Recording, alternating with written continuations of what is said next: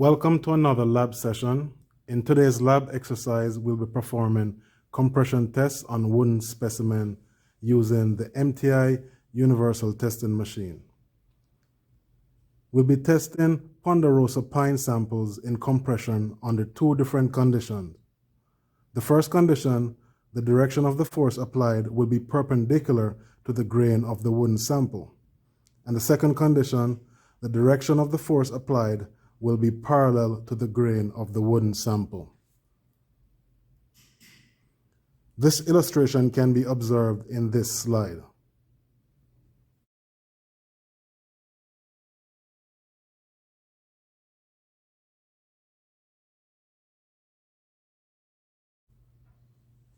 These are the samples we will be testing. They are square in cross-section and approximately 6 inches in length. Your instructor will supply you with the exact dimension of each specimen. If you look closely, you will observe on your left that the direction of the grains on the specimen are perpendicular to the direction of the force. And on the right, you'll observe that the direction of the grains are parallel to the direction of the force. The specimen will be placed between the compression platents, and you can observe that the upper platent is designed with an adjustable mechanism to cancel any misalignment during testing due to uneven specimen surface. The crosshead will be moving down to apply a load on the specimen, and the plot you'll be seeing on the monitor is of load versus crosshead displacement. Now let's have a look at the MTI controller software.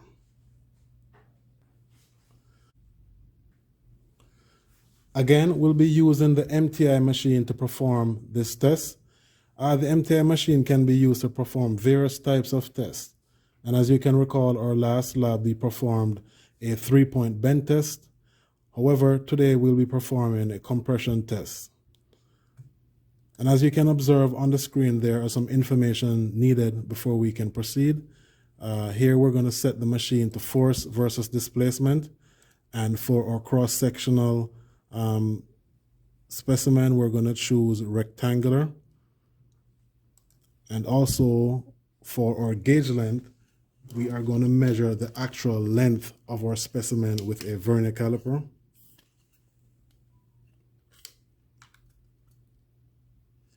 And that dimension we'll input into the system. And we would choose our file location. After all that is done, we can proceed. So we would click proceed to go to our next screen. So we would click proceed again, and here the software asks us for the specimen cross-sectional dimensions. We will now measure the cross-sectional dimensions, and we'll input that into the system.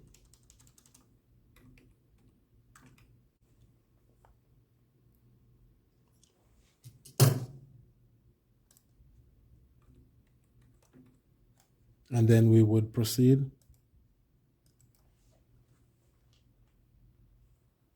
Now that the software is configured, we will now ensure that the platent is in contact with our specimen.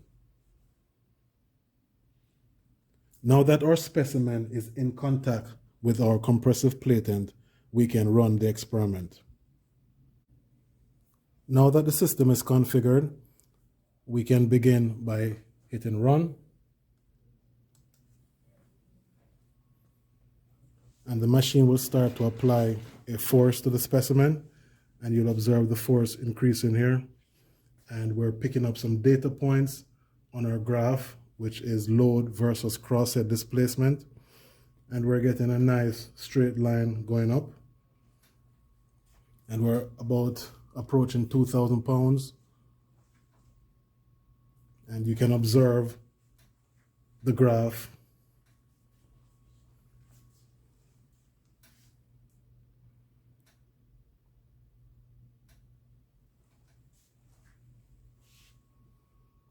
So we're approaching 4,000 pounds, still maintaining a nice graph on our load versus crosshead displacement.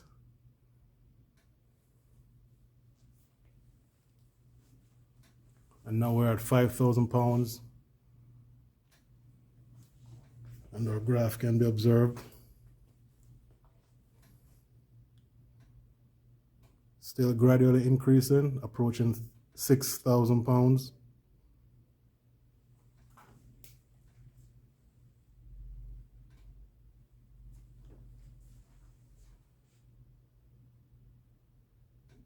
And I can see the load decreasing somewhat in a fluctuating manner. And you can see the spotting on the graph. And you'll observe the specimen being bent. So it has a little curve. So it's very close to failure. Now we can return because we can see failure occurring. You can see evidently that there's failure happening here. I'll give you a closer look.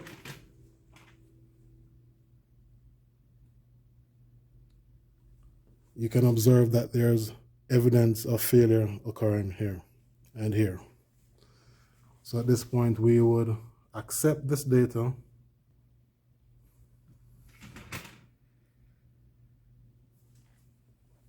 So we accept the data. Okay. So now we'll be testing the specimen that's perpendicular to the force. So we'll check our parameters, our force versus displacement, or rectangular cross-sectional orientation. And we'll check our gauge length by measuring with our vernier caliper.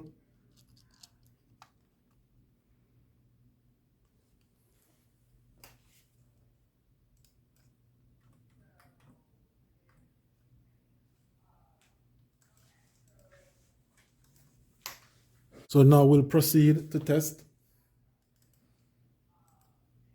And now the software requires the cross-sectional dimension of the specimen, which we'll measure with our vernier caliper.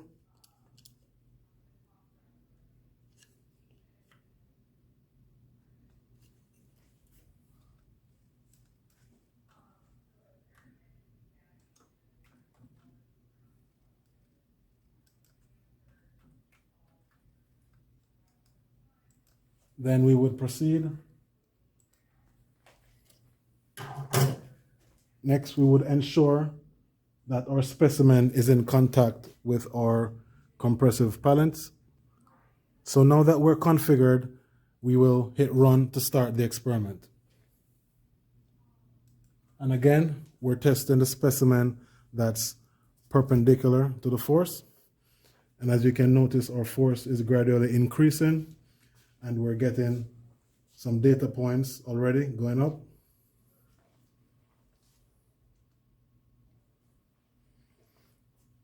So we're just about 600 pounds, and we're getting a nice line going through. And this is our load versus crosshead displacement.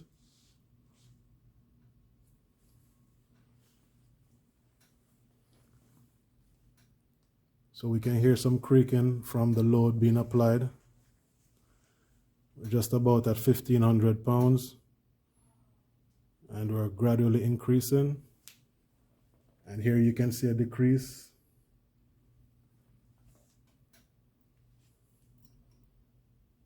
And that should be a clear indication of failure is near to be occurring.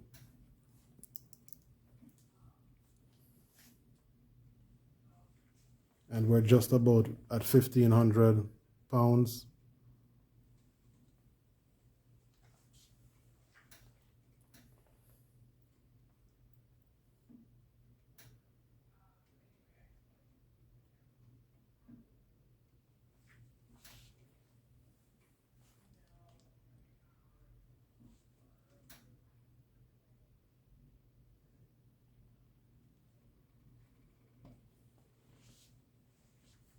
So we're still gathering data points going on,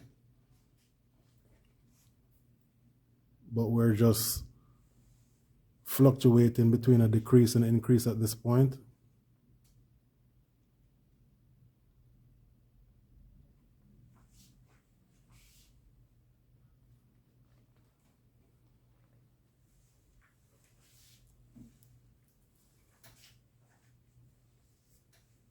But so far, our graph looks pretty okay. We got a straight line going up.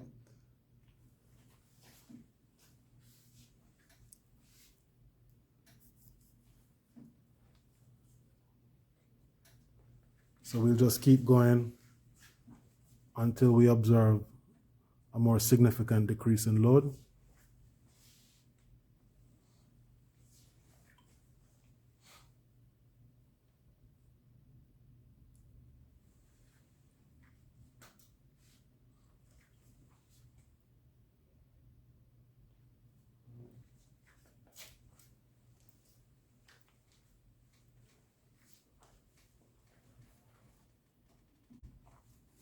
I can observe from a side view that the specimen has a little twist to it.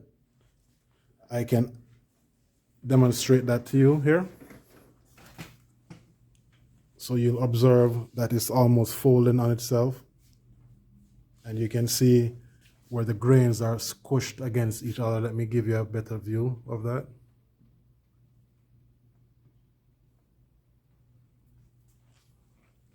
So at this point, it's safe to say we could stop the test. And you can observe from our graph. So at this point, I'll return the crosshead. And we'll accept this test. So at this point, our experiment is over. We did test both specimens perpendicular to the force and parallel to the force. So this is a picture of our failed specimen. On the left is our specimen that was tested with the grains perpendicular to the force, and on the right is the grains that was parallel to the force.